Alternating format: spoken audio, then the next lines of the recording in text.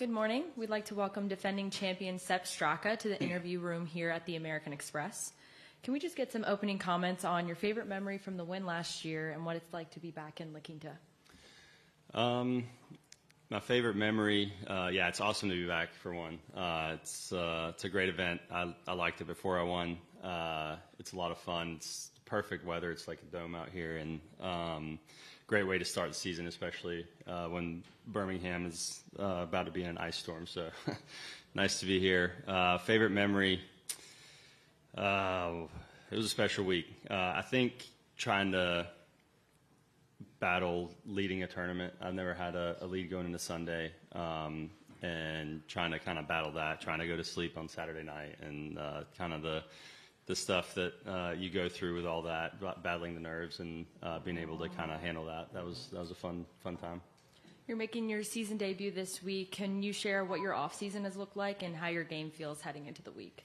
Yeah, off-season's been a lot of practice. Haven't had a whole lot of tournament reps. I played in the Bahamas. Obviously a small field, kind of a fun environment, but I haven't had a whole lot of tournament reps since the Ryder Cup, and so it's been a lot of practice, a lot of trying to just get better at my game, and it's been a great time to be home with the family. So really looking forward to getting started again.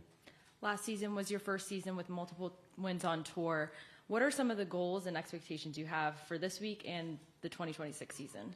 I'm not a huge results goal setter, so I haven't set I want to win this many tournaments or anything. My goal is always to improve my golf game and continue my process, and especially in practice, just continue to do all the things that kind of improve my golf game, and that's going to be my goal again this year, is to try to improve. All right, we'll open it up to questions. We'll start with Larry. Welcome back. You say you didn't have the experience of leading in Sunday, and how did you manage to keep that lead and win that tournament if that was a new experience for you? I made a lot of putts, so that helped. But no, in golf, every time you're in the hunt, it's going to be a little bit of a different experience. You're chasing with one guy ahead of you is different than chasing with 3 or 4 guys ahead of you. Just so the whole outside experience is very different. I just kind of leaned on the fact that I wasn't going to feel very good out there, and just had to try to execute golf shots regardless of how I was feeling about them. So that's kind of what I leaned on going into the final round. 2 wins last year, Ryder Cup. Really good performance down at the Hero. Your best year, clearly. You said at the media day that you had made some changes in your putting, and that had kind of helped you last year. How do you get better now? I think just try to, last year in the off season, I had a lot of the putting was a glaring weakness. Putting and chipping were pretty far below the rest of my golf game. And so that was a pretty obvious one to tackle. This offseason, there wasn't a very obvious thing to get better at. So really just try to keep running the same process and keep trying to improve marginally in every area. So no huge changes this year. We'll go over to Doug. What's your strongest memory from last year? Strongest memory? Trying to think. Probably, honestly, probably not a great way to think, but 16. All I could remember was it William Mao? And I was struggling with my bunker game last year this week. I avoided the bunkers nicely, so that was good. Hid that from my score. So I just remember on 16, I think I had a 4-shot lead, at least a 3-shot lead, and my only thought was just do not hit it in that bunker. So went ahead and blocked it right, and then laid up a chip and made my bogey and carried on. Yeah, so probably not the right way to think, but that was definitely my strongest. Love negativity, Seth. Nothing better. One other thing, with 4 tour wins, do you feel like that's a lot or not enough from when you came out? Well, a lot more than I thought that I would have when I came out. I'd tell you that. But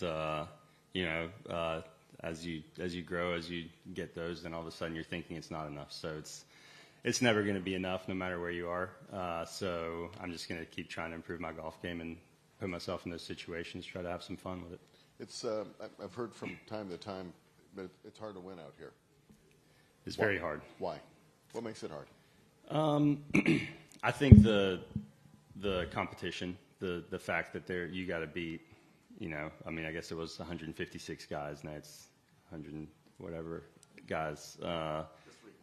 It's a lot of really, really, really good players that are all playing the same golf course, and they're all trying to win. And if you have the lead, then everybody's trying to make birdies to try to beat you, and you can't make mistakes. So I think just the depth of the competition is what makes it really hard. Does that make you nervous at all?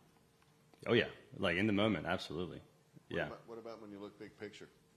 I mean, I was talking to Harris this week, who had a pretty good year last year, I would have thought, and he's wondering about how much longer he can make it out here because of how competitive it's getting.